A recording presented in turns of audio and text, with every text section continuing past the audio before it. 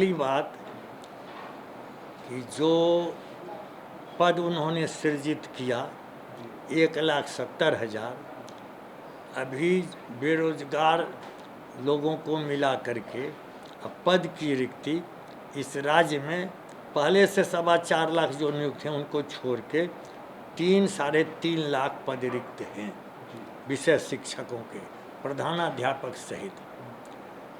अब उसके बावजूद उन्होंने 1,70,000 ही पद सृजित किया। उसमें कहते हैं कि 4 लाख जो पुराने शिक्षक हैं पंचायती राज स्थानीय निकाय वे भी भाग लेंगे। तब मान लीजिए कि ये तो सारे पाठ्यक्रम पढ़ा रहे हैं, एनसीईआरटी का पाठ्यक्रम, एससीईआरटी का पाठ्यक्रम, जिससे प्रश्न पूछे जाएंगे। यदि पुराने शिक्षक ही उत्तीर्ण हो जाएंगे तो नए कोई आ ही नहीं सकेंगे, यही जगह भर देंगे, उतने लोग बेरोजगार रहेंगे। ये यदि फेल हो जाएंगे तो इनकी छटनी हो जाएगी, ये डिमोरलाइज रहेंगे, ये हीन भावना से ग्रसित रहेंगे। ये 3 बात हो गई।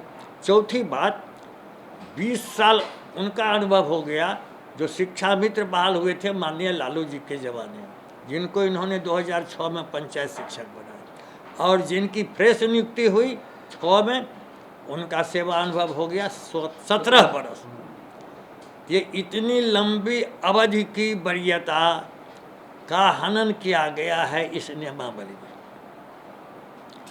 चौथी बात कि आपने जो नियमावली की कंडिका 8 लिखी है, उस कंडिका में आप कहते हैं कि जो पूर्व से कार्यरत हैं शिक्षक पंचायती राज स्थानीय निकाय, उनके लिए सरकार अलग से प्रक्रिया का निर्धारण करेगी। वह प्रक्रिया अभी तक आपने निर्धारित की ही नहीं, तो आप क्यों ठग रहे हैं? आम जनता में आप शिक्षकों को इस प्रकार से अपमानित कर रहे हैं, आप धौंस दिखा रहे हैं, कह रहे हैं कि हम 10 लाख रोजगार देंगे, पहले से रोजगार प्राप्त है उसको भी बेरोजगार करेंगे, और जो बेरोजगार सड़क पर हैं वे भी बेरोजगार रहेंगे। ये 2024 लोकसभा 2025 तक यही छल का कार्यक्रम, ठगने का कार्यक्रम करेंगे और आम आवाम को यह गुमराह करेंगे कि ये शिक्षक योग्य नहीं हैं, परीक्षा डर से नहीं दे रहे हैं, जबकि योग्य हम हैं। हमने दक्षता मूल्यांकन परीक्षा में उत्तीर्णता प्राप्त की है, इसलिए हमारा समायोजन कर लीजिए और आप आगे से भविष्य में सबों की बहाली लोक सेवा आयोग से कीजिए।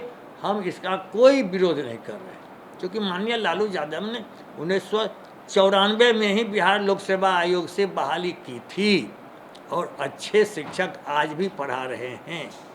आप जब आए माननीय मुख्यमंत्री जी, तो आप उसी पैटर्न को जारी रखते। आपने शिक्षा को इस तरह से पूरे देश में कलंकित कर दिया, ऐसी दुर्व्यवस्था कहीं पूरे देश में है ही नहीं। छत्तीसगढ़ में पंचायती राज से सरकारीकरण कर दिया, मध्य प्रदेश में सरकारीकरण कर दिया, राजस्थान में सरकारीकरण कर दिया। आप देख लीजिए केजरीवाल की शिक्षा व्यवस्था दुनिया में प्रसिद्ध है। आपको कौन रोका? आप तो निष्कंटक राज चला रहे हैं। आपको एहसास हुआ ये 17 वर्षों के बाद कि पंचायती राज व्यवस्था पूर्णतः विफल है, तब तो आप बिहार लोक सेवा आयोग होंगे। और आपने जानबूझ के माननीय लालू यादव को अपमानित करने के लिए उनके द्वारा चलाई गई स्वस्थ शिक्षा प्रणाली बिहार लोक सेवा आयोग से, जो स्वस्थ प्रणाली थी, कोई पैरवी नहीं, कोई पैसा नहीं, उसको आपने समाप्त कर दिया कि लालू वाला चलाया हुआ है।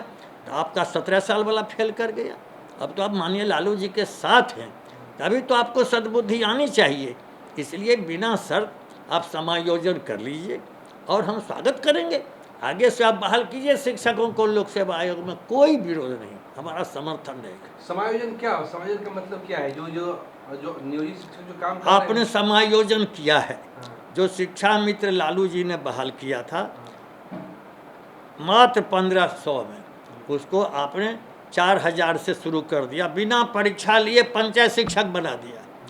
डॉक्टर जगन्नाथ मिश्र ने लालू जी से पहले एक कलम से जितने निजी विद्यालय थे, अभी तो पंचायती राज के विद्यालय, सरकारी विद्यालय, निजी विद्यालयों का अधिग्रहण कर लिया और तमाम 40,000 शिक्षकों का सरकारीकरण कर दिया बिना परीक्षा लिए। अब बिना परीक्षा लिए समायोजन कर दीजिए, कौन रोकता है? और कोई वैधानिक अड़चन नहीं है। अभी तो भारत का संविधान का अनुच्छेद कहता है कि आप भेदभाव नहीं कर सकते हैं। एक ही विद्यालय में 3 श्रेणी के शिक्षक होंगे। सरकारी प्रधानाध्यापक होंगे 1 श्रेणी, सरकारी सहायक अध्यापक होंगे 2री श्रेणी, पंचायती राज के अध्यापक होंगे 3री श्रेणी। एक ही पाठ्यक्रम 3-3 श्रेणी के लोग पढ़ेंगे तो रोज महाभारत मचिएगा प्रत्येक विद्यालय। नया महाभारत का अध्याय खोल रहे हैं और पूरे सरस्वती मंदिर को नापाक करें। आपको क्या लगता है कि ये जो प्रक्रिया है, जो रिजल्ट इसका फाइनली आ जाएगा? जो इन लोगों ने एक समय सीमा तय की है कि परीक्षा जो है हम अगस्त के महीने में लेंगे, रिजल्ट जारी कर देंगे, क्या लगता है कि साल 2024 तक? एकदम नहीं, न्यायालय चुप बैठेगा। न्यायालय में 1 दर्जन रिट दायर हो चुका है।